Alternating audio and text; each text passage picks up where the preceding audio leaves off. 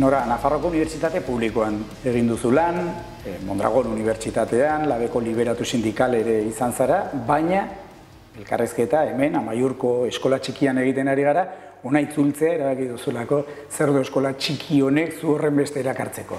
Izan ere, guzti horietan ibili naizenean beti errandu ni berez Amaiurko maestra naizela, txikien gelakoa, eta honek du eskola batek izan ditzazken baldintza antzekoak, eta lehiotik ikusten den bertze guzi hori, beraz, bertze eskola handi bat dena inguratzen gaituena.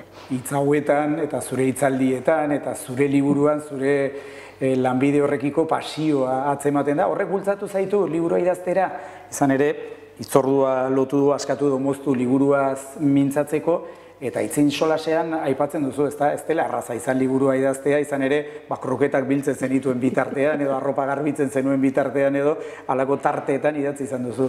Idatzi eta pentsatu eta puntatu kuadernotxo batean, akaso horrek bultzatu du Iratzar Fundazioa eta Txalapartaren nire hitzera, eta bertzeragile askorekin kolaboratzen dut haunitzekin, eta hitzaldi pila ematen ditut, eta formazio pila, eta errantzuten, benga, saiatu zaite hori dena ekartzen liburuxka batera, hori bai. Bueno, izenburua aipatu dugu, askatu edo moztu, sorburua, izenburu honek, 1918an dauka, ezta? Bai, eta maite dut hau azaltzea, ze hau da Oñatiko Eusko Ikaskuntzaren sorrera horretako ponentzietako bat, ze gainera hasiera-hasieratik badaude hezkuntzari eskainitako ponentziak, eta batean Luis Eleizaldek erraten du, Euskal hezkuntzaren korapilo hau gordiokoa bezala askatu edo moztu beharko dugu behingoan Euskal herritarrok.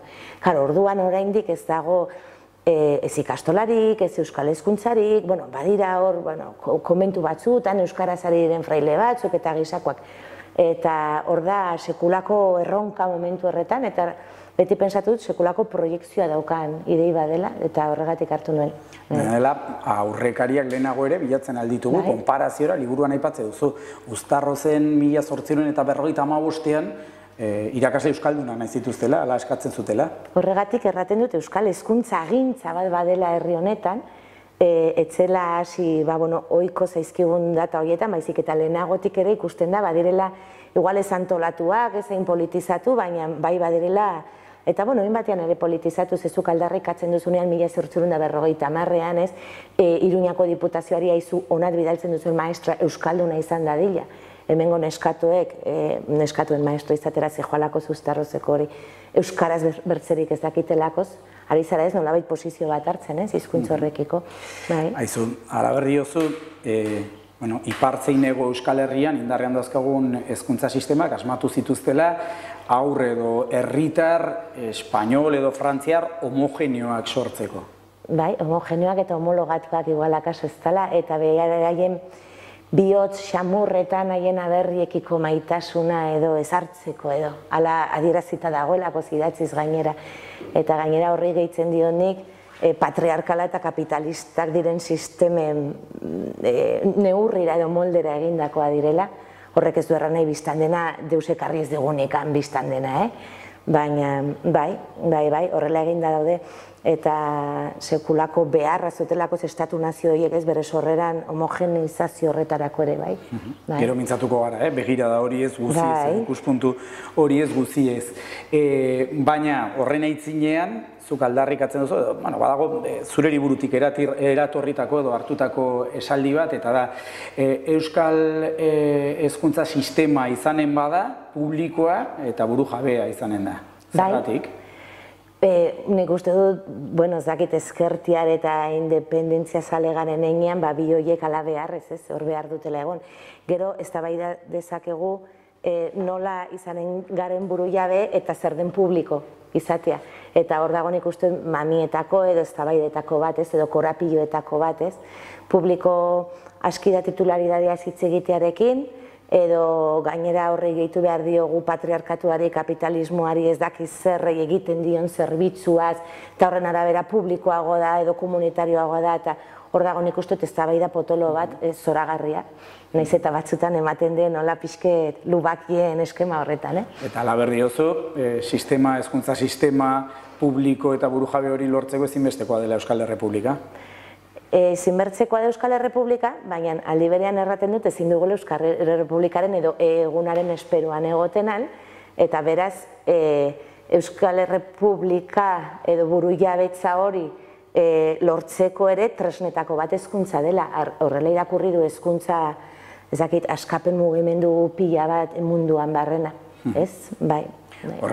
Gogorra etortzen zitzaidan, hori irakurtzen nuen bitartean, badela desobedientzia zibilez bortitzaren aldeko talde bat bidea helburu deitzen dena, eta bitartean bidea helburu, hori da kontua.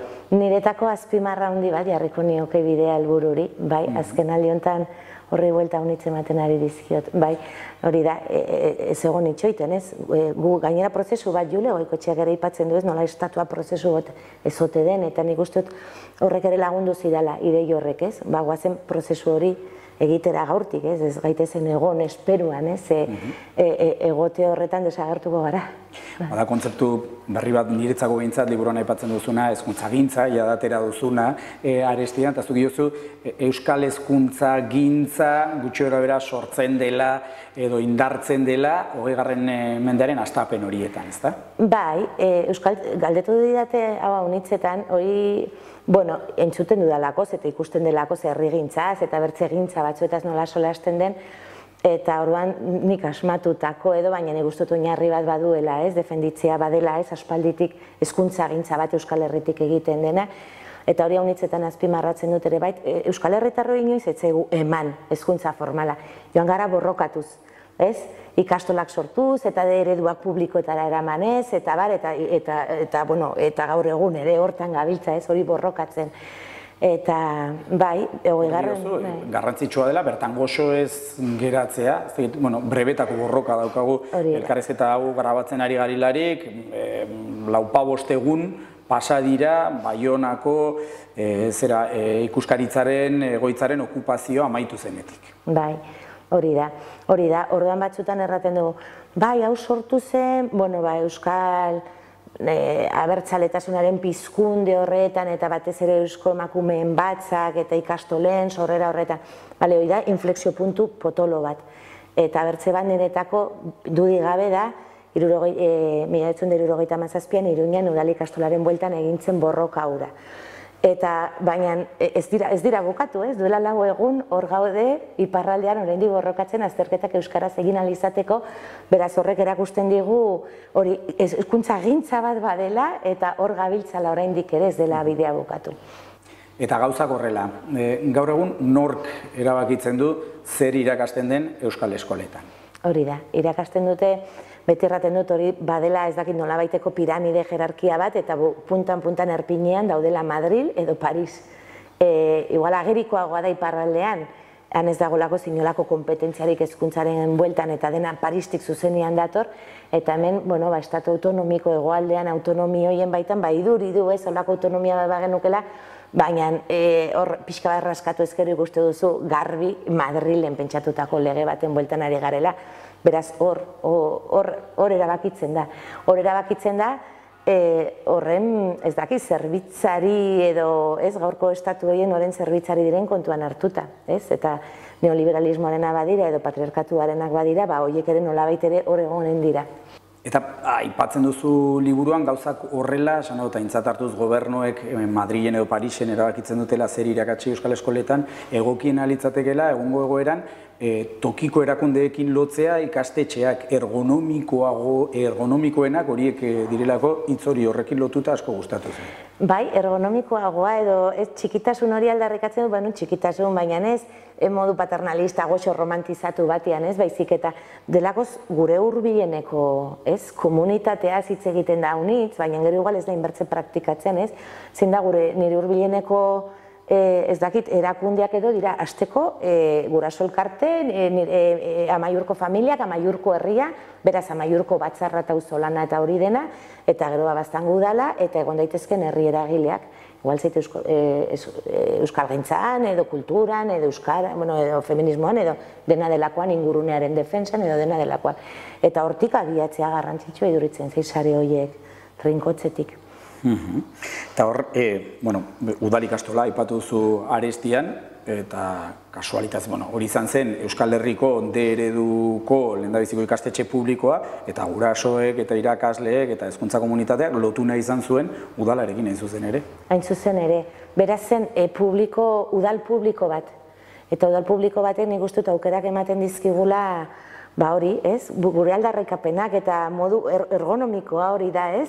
Nik bastanen edozeinek, edozein herritan Euskal Herrian, badakit Iruña, Bilbon, Donostin zailago dela Gasteizen, baina haunitzez ere erakunde, ez dakit, hurbilagoa da, eta noizbait erraten dut Euskal Errepublika horretan, garbi dudana da, udalak egonen direla. Gero bertzeak nola konfiguratuko diren hori zailagoa da, beraz bagoaz, herrigintza edo naziogintza horren muinean egon beharko luketen eztabaidetara hezkuntzatik kasu honetan, baina, bai? Dena dela, erakunde publikoak ez dira kurrikulumenan eragiten duten bakarrak, esate duzu lobby kapitalistek pixu ikaragarria daukatela. Sekulakoa, igual sare kooperatiboan, pribatuan, ze publikoan, gainera. Gainera ez, garai batean pentsatzen ezake ikastetxe pribatu horietan, izango zituztela bertzen nolabaiteko harreman ez, ez dakit, ideologikoak, zikera, gaur egun, eta pandemiaz geroztik gehiago, Microsoft, Google eta hori dena sartu dizkigutenean, geletaraino, azkeneko txokoraino, aurren azkeneko dispositiboraino ere bai, hor daude, gure datuak usurpatzen, gure aurren datuak usurpatzen, beraz erraten dut gainera dela, paradigma extraktibista moduko batera pasatzen ari garela. Esate duzu, egungo 21. mendeko hezkuntza sistemak hemen dauzkaguna direla ideologia neoliberala barreiatzeko edo zabaltzeko tresnak. Thatcherren ametsa zen, Reaganek martxan paratu zuen Estatu Batuetan, eta handik oso gutxira etorri zen Europara, eta erabaki zuten nolakoa beharko luken hezkuntza olako lobby enpresarial batzuk non dauden, ez dakit, imaginatu ditzazkezuen, Europako marka ezagun handi guzi horiek, biztan dena pedagogoak ez direnak, baizik eta bertze asmo batzukin biztan dena. Eta hori hor dago, bai. Hezkuntza sistema horren begira patriarkala ere eta androzentrikoa ere salatzen duzu. Bai, haunitzetan iduritzen zaigulakoz, neskak STEAM ikasketetara animatzean, nahikoa egiten dugula, edo bizibilizatzean biografia batzuk emakumezkoenak, ez artistak eta zientzialariak eta bar, eta hori biztan dena egin behar da, eta heziketa sexuafektiboa egin behar da, beharrezkoa da, baina ez gara hartzen nola funtzionamendua, erakundearen funtzionamenduan berean, eta hori zurmuinean nola dagoen patriarkatua sartua, eta nola aurrek ikastetxeetan ez ohi duten jakiten norden arratsaldean eskola garbitzera etorri dena. Eta hori gabe ez dago eskola bizitza sustengatzerik ere ez, adibidez ez. Adibidez, zabalagoa jarri izan duzu inoiz, nor garbitu duen aurraren arropa, nor prestatu dion hamaiketakoa, ez da horra baude 11.000 kontu. Erraten dut horiek guztia gabe ez dagoela matematika irakasterik, biderketak irakasterik, eta hori hor dagoela. Eta gero begirada etnozentrikoa ere aipatzen duzu, eta begira, niri hori irakurtzen ari nintzelari bazetorkidan burura bizipen pertsonal bat. Guk 14 urteko alaba daukagu, orain institutuan dagoena, baina auzo langile bateko eredu publikora eraman genuen. 75 haur ziren, bere belaunaldikoak, promoziokoak, horien artean 5 pertsona migratzaile edo arrazializatuen seme alabak. Horietatik 4 errepikatu dute kurtsoa, eta ez daude institutuan, okerrezpan naiz 4 2 aldiz errepikatu dute, eta geratzen denak, kasualitatearen handia, bullyinga pairatzen du. Eta iruditzen zait, hezkuntza komunitate bezala, naiz ze gaizki egin duten ikastetxean, ez guraso gara eta gu ere hor gaude eta gure seme alabak ere bai. Sekulako porrota dela, eta are gehiago traidore sentitzen naiz. Esan nahi dute, etor zaitezte zera pertsona razializatuok edo etor zaitezte migratzaileo gurera euskara salbatzera, baina gero guk ez ditugu salbatzen. Zakurraren putza ematen diegu trukean. Eztabaida polita da, eta gainera bertze adibide bat eman, gure alaba ere eskola publiko batian dago, eskola txiki batian ondoko herrian, eta hori izan dituenean ikaskide arrazializatutako, familietako, eta kuriosoa da, ze aurrak, lehen hezkuntzako eta aurre hezkuntzako adinean, ez dira ohartzen. Ez dira ohartzen, persona horiek, arrazializatutakoak izan daitezken ikan ere. Beraz, hor ze gertatzen da, ez? Nola badoan hori, ez? Bi bideo horiek bere izten eta eztabaida polita da, eta beti erraten dut dekolonizazioan bilatu behar ditugula ere erantzunak. Eta dekolonizazioan bakarrik ez. Ze batzutan egiten dugu ez baloia kanpora bota, eta erraten dut herri estrategia desegregatzaile potente bat behar dela, baina gainera, ohartu gaitezela, estadistikak, hola direnean, bi aldetara aldatu daitezkela, ez? Haiek gure gana etorrita edo gu haien gana joanta ere bai. Albuko ikastetxean, beste ikastetxe publikoa dago auzoan, G eredukoa, 80% dira migratzaileen eta arrazializaturiko pertsonen seme-alabak erraz esaten da. Bai, G eredua, eta gainera ikusi da, ez? G eredua pairekin. Bai, ikusi da nola erabiltzen ari diren bertze eredu hori, pai orain arte modeloa zen, orain eredua da, programa zen, hori da. Nola erabiltzen ari duten hori ere segregazioa sortzeko edo bultzatzeko edo sikiera ez gainditzeko.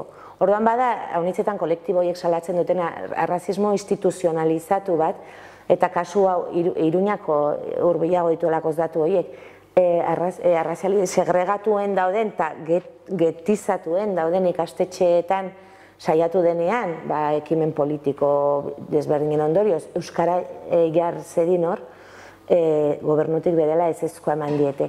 Beraz badago hor proaktiba eta porpasiba eta nahiko ezakit modu... Baina euskaltzale proaktiba ere bai, ez da? Euskaltzale hona ere bai, horregatik erraten dut. Dere publikoan eta jada herri ekimeneko ikastolezetan mintzatuko bat bagina, itunpeko ez. Bai, bueno, gero herrian arabera hori, baina egia da, haunitzetan pentsatu dugula desegregatzen dela pertsona horiek eta ikasle horiek bertzeetara banatuz, ez? Haiek garbantzo beltza balira bezala, eta niri hori bai iruditzen zaidala arrazismoaren sumuna, ez dakit nola rangorena, ez? Eta, bueno, bada bertze bide bat, guk estadistika jetxi ditzazkegu eta gure jendartearekin zer ikusia handiagoa duen estadistika dato bat eman, ez? Bertze aldera egin, ez? Gu horietara joan, ez? Baina nor... Bai, biztan da norberak hori konpromiso kolektiboak eta instituzionalak eta behar direla, baina norberarenak ere berpentsatu beharko genituzkela pixka bat. Hainbat begira aipatzen ari gara, edo hainbat hildo dituena hemen indarrean dagoen hezkuntza sistema, hemen indarrean dauzkagun Ipar Euskal Herrian eta Hego Euskal Herrian dauzkagun hezkuntza sistema, konplexua da dena, garai likidoak bizi ditu, eta horren guztiaren aitzenean, zuk aldarrikatzen duzu, dena politizatu behar dugula, baten bat izutuko zaigu, baina nola dena politizatu, hezkuntza politizatu nahi dute, bada bai, hori da nora salbotzen errezeta. Aitortzen dut eta rebindikatzen dut, inolako konplexuri gabe. Dena politizatu behar dugu. Politizatu behar dugu ze material erabili dugun hori egiteko, nor garbitu duen gela, nor prestatu duen janaria, ze jan dugun, nork ekoiztu duen jan dugun hori, atean nor etorri den gaur goizean aurrak ekartzera, motxilan daukaten gozarian nor prestatu dien, dena.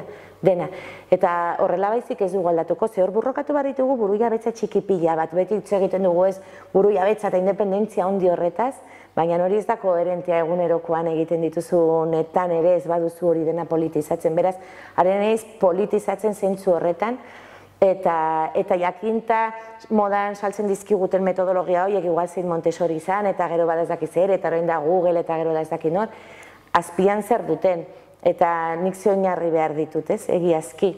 Dena politizatu behar da, eta aldarrikatzen dut, eta Freireri segituko diogu horretan. Baita aurrak ere, izan ere proposatzen duzu, edo aldarrikatzen duzu, aurrak ikaslea subjektu politikoa izatea. Hain zuzen ere horregatik hori ere politizatu behar baita, ez dela kolektibo gisara sekulako ekarpena digute egitekoa, normalki ez dugu haitzen, eta hau ere pandemian oso ageri gelditu da, ez? Nori izan zen azkena etxetik ateratzen, nori izan zen parkeak zergaitik ez, horren denean ikustut ohartu ginela pixka bat aurren kultura aldarrikatzen dugunok eta erraten dugunok subjektu politiko gisara sekulako ekarpena digutela eta aitortza hori egin behar zaiela, baina ez etorkizunean heldu izanen direlako ez gure etorkizuneko herritarrak ez, Gaur aur direlakoz, dira garrantzitsu. Subjektu zaurgarri, baizik eta subjektu aktibo eta aldundu eta ekarpenak egiten ari dituztenak orain, ez etorkizun. Hori da, eske beren irudimen aske eta askatasunez lehen aipatzen nuena, ez? Askatasun horretatik. Hemengo gelauntako haur txikiek ez dakite bere ikaskidetan zein duen saharar jatorria edo magrebiar jatorria, eta badaude, baina ez dakite. Dute bertze ez dakita aurriritzi gutxiago eta bertze askatasun bat eta sekulako ekarpenak egitea entzungo bagenieke, segurazki hirigintza bertze modu baterakoa litzateke, askoz ere inklusiboa galitzatekena gainera guztiondako. Eta testuinguru honetan, nora zu nahi duzu ikastetxe bat subjektu hori bere garapena protagonizatzen ari den subjektu horiei aukerak, abaguneak sortuko dizkienak hori garatzeko, ezta? Bai, biztan dena, eta hori badator herri hezitzailearen planteamendutik, eta ulertzetik ez batzarrean borobilean aurrak ere barne bilduko bagenituzke, hor badela sekulako ere ikuntza egitea lehen horren dut, sormena, irudimena, eta bere iritzia ere kontuan hartu beharko dugula, subjektu politikoa diren einean, garbi dugun bezala, gazteenakin ez dakit horren garbi dugun, ez? Baina, ez dakit, kolektibo batzutan o sektore batzutan garbi dugun bezala emakumeen abotsa hitu behar dela, ez dakit noren hitu behar dela, edo pertsona razializatu horien abotsa ekarri behar dela, eta barez, bai. Eta pentsamendu kritikoa landu. Modu horretan lortuko genuke beste emaitza bat, izan ere, azken boladan ikusten ari gara, gaztetxoen erabeen artean halako oldarraldi matxista bat, mutilen artean, eta zenbait artikulu irakurri ditut, pedagogoek eta irakasleek eta iritzia ematen zuten artikulak, eta horietan zioten irakatsi diegula oso goitik bera nola ez duten gizon izan behar, baina erabezarora iritsita ez da egiten nola izan, eta nortasun tinko bat behar dute, eta nortasun tinko hori topatze dute aurkako zera horretan, ez da? Bai, zaintzaren pedagogia honitzetan aldarrikatzen dunik ere bai, eta leheno aipatu dut, ez nola igual biografia batzuk eta eman dizkigun, baina patriarkatua nola sakonean dagon ikastetxetan bezala biztan dena, etxeetan kanpoan eta ere bai, ez? Edo etxe haunitzetan eta ere bai.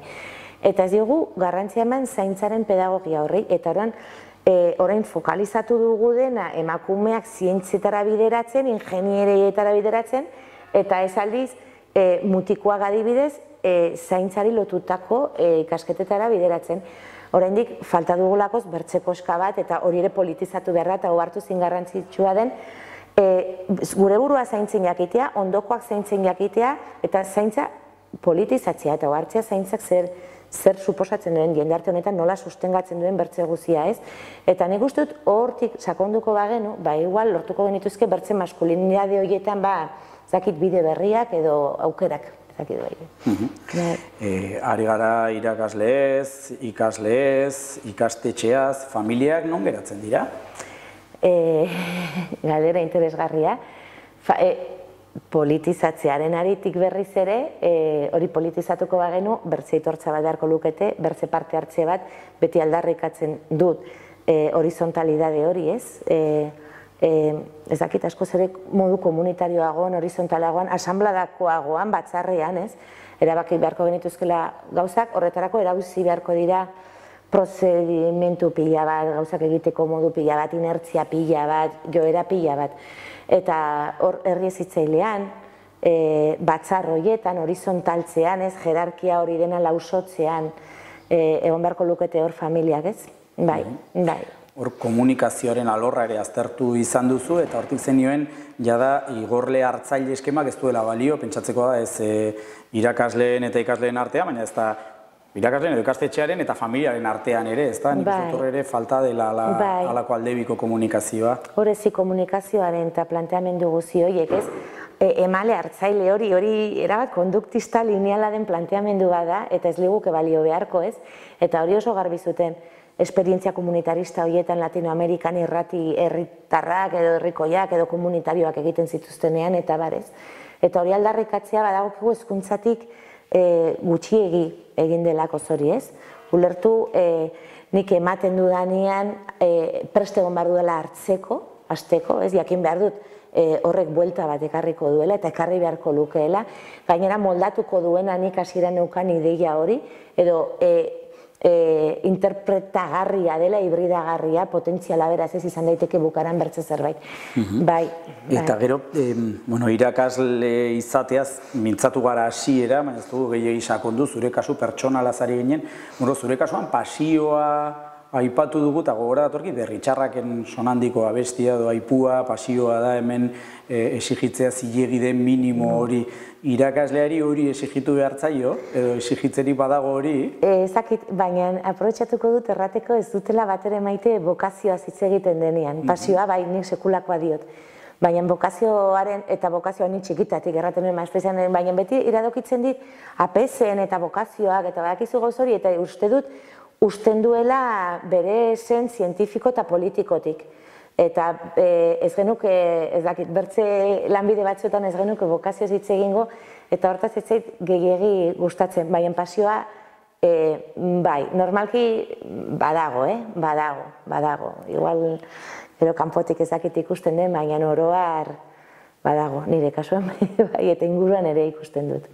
Horri irudipena kaso bokazio handiagoa dela lehen hezkuntzan eta ez horren handia bigarrenean, sorta daiteke ez da bokazioa den, baina irakasle ez ikasi dute lehen hezkuntzan, bigarrenean bestelako gauzak ikasi dira. Sekulako melona plantatu didazu Juan Cruz hemen, eta ez dakit. Egia da aurta lehen hezkuntzako eta 0-3ko genekigula gure ikasketa horiek ezitzaile izatera eramango gintuztela, eta bigarren hezkuntzan ez dela beti horrela, kasu honetxetan segurazki oso garbi egon da hasieratik, baina ez beti. Horrek baditu ondorioak, espero nuke geroz eta gutxiago izatea, baina batzutan bai egia da hori entzuten dela ez, igual bokazioa bazenuen ez daki zer fisiko izateko eta zaude instituto batian lanean, baina nik ere orokorrean ikusten dut institutoetan bigarren hezkuntzan jende inplikatua, politizatzetik, hezkuntza politizatzetik ere etorri daiteke hori, bai.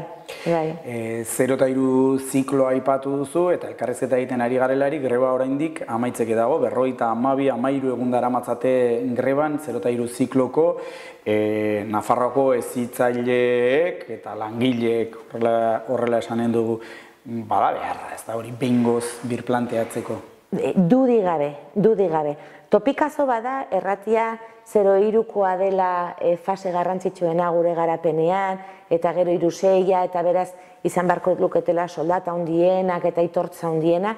Bakit topikazo badela, baina ni baldin manoa zientziara eta psikologia kognitiboa eta garapenaren psikologiara, hortik badu hortik. Eta gero hori, betikoa, sektore feminizatua, prekarizatuena, eta aitortzari gutxiena daukana, eta izugarria da zelan baldintzetan ari diren, eta unkigarria ze borroka eramaten ari duten aintzinera. Eta ze ongi egiten ari diren. Karagarria da ze ongi kudeatzen ari diren. Irudimenez, sekulakoa. Komunikazioari dagokionez oso lan txukuna egiten ari dira, eta behartzen ari dira gobernua eskaintza bat egitera, eta esatera, hau azkena izanen da, zaurrenko bat egitera. Eta gainera lehengoan eskaini diete 17%, edo ez dakize igoera soldatetan, eta ez dela aski. Beraiek pedagogiari ere kaso egiten diotela, eta horrek bakarrik, ez dakit ni monumentu bat egingo niek ez, egiazki hor badago zintzotasun bat izugarria beren lan horrekiko, lanbide horrekiko. Eta gaurkotasunaz ari garela, lehen, etorri zait gogora, baina zu zirrikitua topatu galdera sartzeko segregazioaz ari ginen, eta Euskal Autonomia Erkidegoan iritsi dira Gasteizko Legebiltzarrean, adostasun handi batera hezkuntza akordioaren inguruan, baina hor ahots kritiko batzuk entzun ditugu sektore publikotik edo irakaskuntza publikoaren aldekoen artean, ezta? Sare sozialetan behintzat badirudi haserrea handizkoa dela. Bai, kuriosoa da ze, ez dakit gazita gozoak, lege, momentuz ez dago legerik, legearen redakzioa eta artikulazioa eta oraindik biztan dena ez dago, badago. Ikasturte politiko berrian, Euskal Autonomia Erkidegoan, legerik garrantzitsuenetakoa, tramitatu beharrekoa, hori da, baina adostasuna, asmentan hasi eduki dutena, hor lau indar nagusiek bat egin dute. Hori da, eta hori historikoa da, eta bada historikoa ere aurretik egin den prozesua. Inoiz ez da lege bati begira olako prozesu bat egin non egun eragiletik gora pasatzen diren legebiltzarretik, gura eta bertze. Bistan dena, beldurrak niri logikoak iduritzen zaizkite, hori ere bai. Baina nik haunitzetan errandut, honik buruz galdetu didatenean, eaen bazutela duela 30 urteko hezkuntza lege bat. Beraz, gauza bera egiten edo segitzeak ez zuela balio. Ze lege hori kajoi batean zegoen, sekulako porrotatzen ez, duela urtebeteko edo gaurko egoera eraman gaituen legea da zuzen ere, oraindik ere liskarrak sekulakoa sortzen dituena, eta horren gainditze bat norbait ausartu bat zen meloio irekitzera. Behin ausartuta. Nik eragile gehien egin zuten diedana da, gehienetan, kasu gehienetan ez diote lege baten perspektibari uko egiten edo ez estatzen, baizik eta ari dira bakoitza biztan dena bere interes edo interes kolektiboei begira presioak edo nolabait ere beren kuñatxoak edo beren ez sartu nahian. Ez diot eragile bakar batei ere entzun ez dugu lege berririk nahi.